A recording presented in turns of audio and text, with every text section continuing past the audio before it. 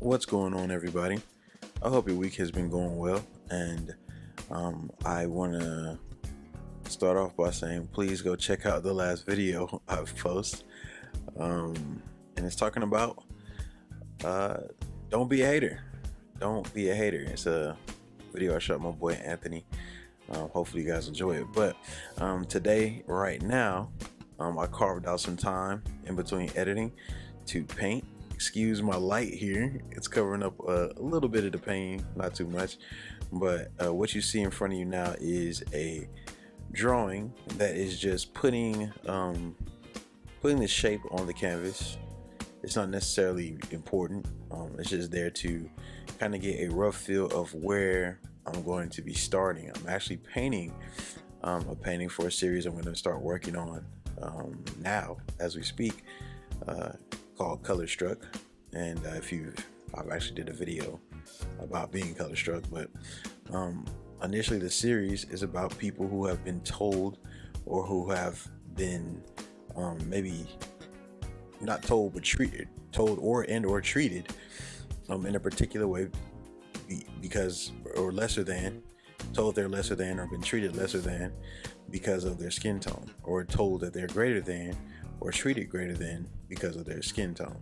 So I'm going to be doing a series where I paint multiple paintings with different skin tones. So obviously, unless you're really anal, you can't create the exact same painting multiple times.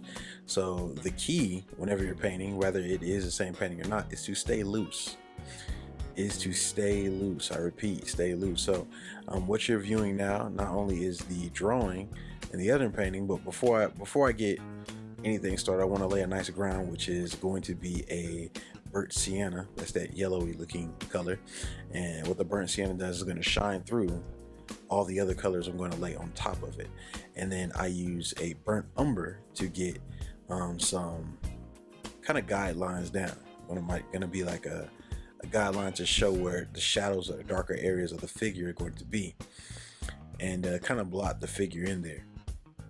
It also helps with building confidence before you paint, to get your hand working, get your wrist and your hand-eye coordination working, being loose. Make sure that you work loose, work loose to tight.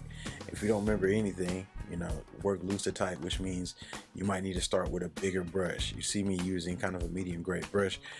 In a minute, I'm going to switch over to a larger brush, and what larger brushes means that your strokes, you're intentionally not being precise.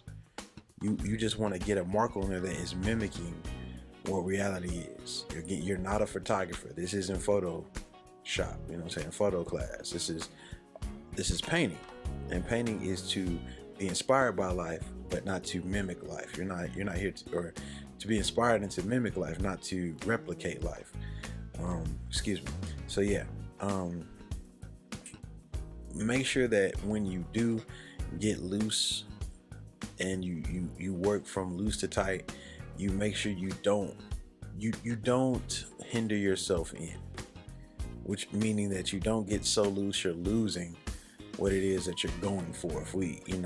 Now if you're intentionally being abstract, that's one thing, but if you're losing the point of what you're doing or trying to have this conversation I'm trying to have, if you can't tell these are people and that these people have skin tones and one skin tone is darker than the other, then it's obviously defeating the point.